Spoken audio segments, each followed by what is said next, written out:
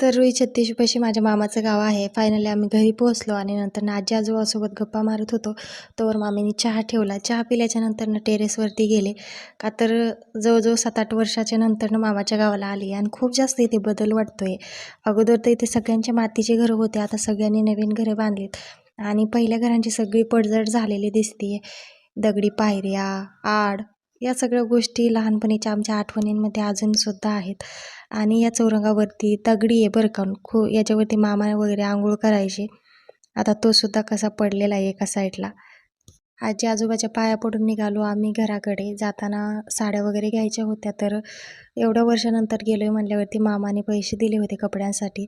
तरी ते साड्या आणि लेकरांसाठी सुद्धा कपडे घेतले.